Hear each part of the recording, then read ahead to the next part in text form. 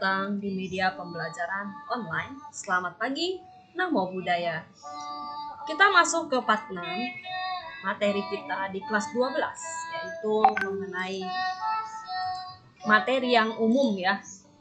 Gak jauh, kita gak Buddhis lagi, tapi kita umum, nanti kita kaitkan dengan Buddhis. Sebelum kita belajar, yuk kita baca doa dulu. Namaskar Gata. Arahang sama Sambuddho Bhagawa Buddhang Bhagawantang Abhiwademi Swagato Bhagavata Dhammo Dhammang Namasami Supatipano Bhagavato Sawaka Sangho Sanghang Namami. Kita duduk hening, duduk dengan rileks, mata terpejam, perhatikan, sadari napas kamu, rasakan dalam hati. Menyadari, napas masuk, saya tahu, saya bernafas, masuk. Menyadari, napas keluar, saya tahu, saya bernafas, keluar. Napas masuk, saya rileks. Napas keluar, saya tenang. Napas masuk, saya tenang. Napas keluar, saya damai. Tenang, damai. Perhatikan napas masuk, napas keluar. Duduk hening, selesai. Kita anjali yuk. Tangannya anjali. Doa sebelum belajar. Terpujilah Tuhan Yang Maha Esa, para Buddha, para Bodhisattva Mahasatwa. Aku belajar bukan untuk kesombongan dan keserakahan, tapi untuk mengikis kebodohanku. Semoga aku dapat belajar dengan baik dan benar. Semoga semua makhluk hidup berbahagia. Sadu, sadu, sadu. Oke, materi kita pembelajarannya adalah tentang pergaulan bebas. Apa sih pergaulan bebas?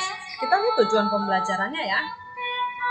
Tujuan pembelajaran dari pergaulan bebas. Tahukah kamu, pergaulan bebas merupakan salah satu masalah yang dihadapi remaja Indonesia saat ini.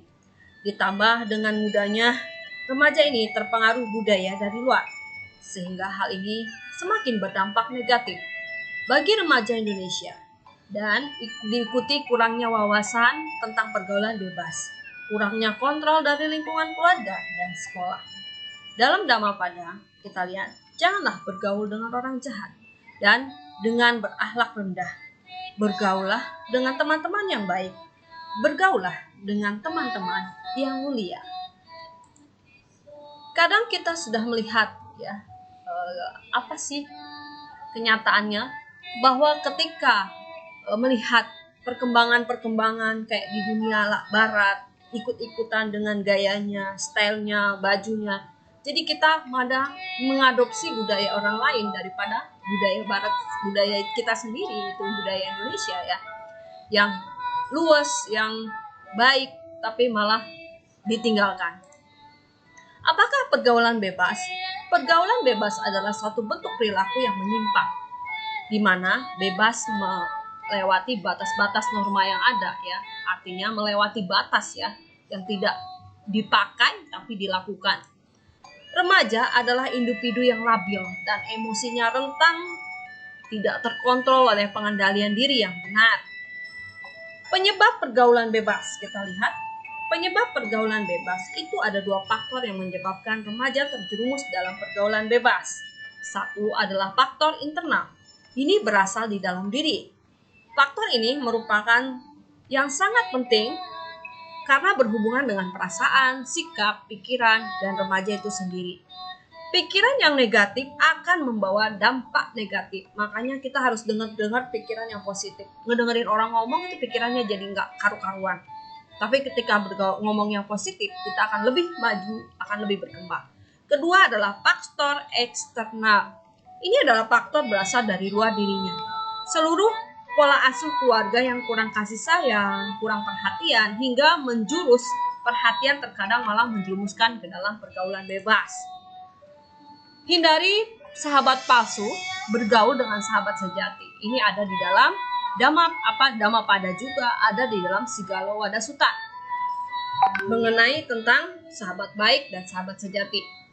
Terdapat 4 macam sahabat yang dipandang tulus hati atau bahasa Pali adalah Sunada, yaitu lihat sahabat penolong Upakaromito, sahabat pada waktu senang dan susah, sama suka Dukomito, sahabat yang memberi nasihat baik Atakayamito, sahabat yang bersimpati Anukama Mito. Itu adalah sahabat-sahabat. Kalau nama Budi saya Kalyanamita, yang berarti sahabat dalam Dhamma. Ciri-ciri sahabat yang suka menolong atau Upakaromito kita lihat di sini. 1. Menjaga dirimu waktu lengah. Menjaga dirimu waktu engkau lemah. Menjaga dirimu sewaktu kamu ketakutan dan bantuan 2 kali daripada engkau perlukan. Sahabat-sahabat ini yang kita temui itu jarang sekali kita temui. Bahkan lebih banyak sahabat palsu daripada sahabat sejati. Kemudian kita lihat lagi, sahabat, apakah Anda di dalam sahabat Upakaromito? Bersyukur sekali ya.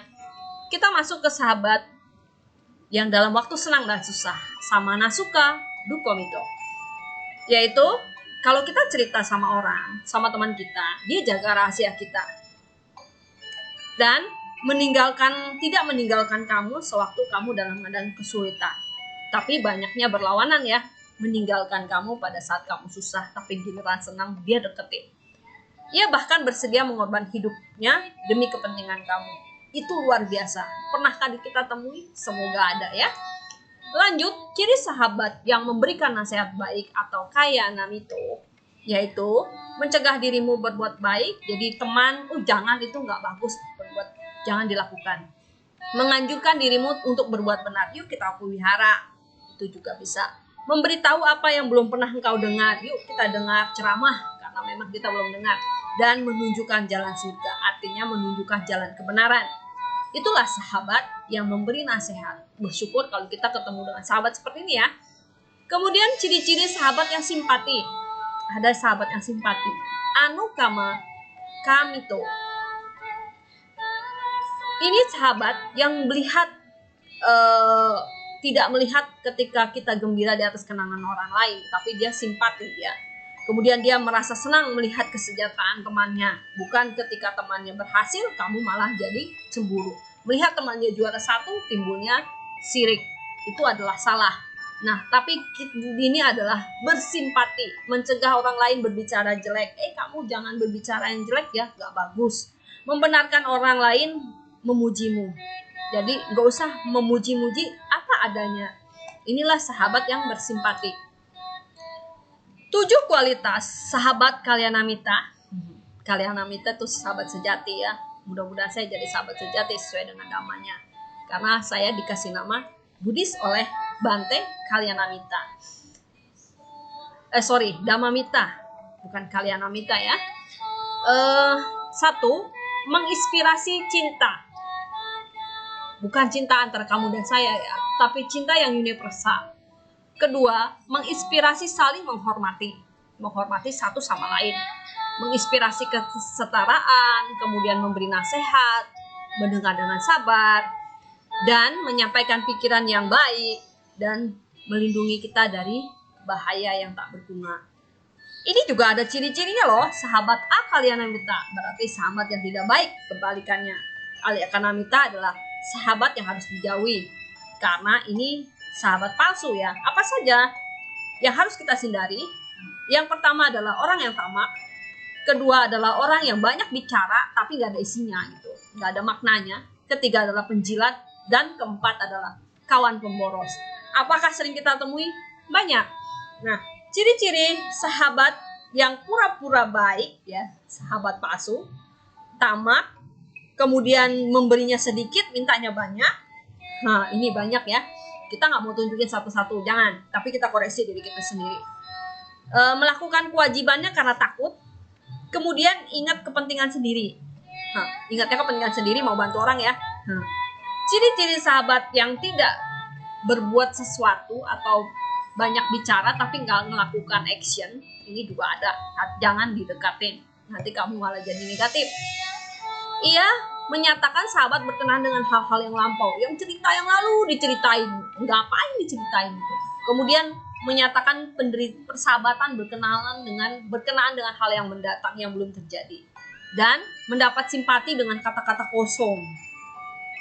Kesempatan membantu, ngomongnya yuk bantu, tapi dia bilangnya nggak bisa, nggak sanggup, cuman pembual doang gitu. Ciri-ciri orang penjilat. Nah, ini sahabat penjilat juga ada ya, yang harus kita hindari, yaitu menyetujui hal-hal yang salah. Yuk kita ngambil, kita mencuri, itu hal-hal yang nggak benar. Kemudian menganjurkan hal-hal yang tidak benar. Dia akan memuji di hadapanmu doang, tapi di belakang dia jelekin. Itulah sahabat penjilat. Kemudian sahabat pemboros. Ya suka ngajak minum, ya suka ngajak shopping, ya suka berkeliaran di jalan, kemudian mengejar tempat-tempat hiburan, gemar berjudi. Ini jangan sekali didekati orang-orang yang seperti ini. Oke, pelajaran hari ini tentang pergaulan bebas kita hindari. Semoga bermanfaat bagi kita semua di praktek kehidupan sehari-hari. Namo Buddhaya.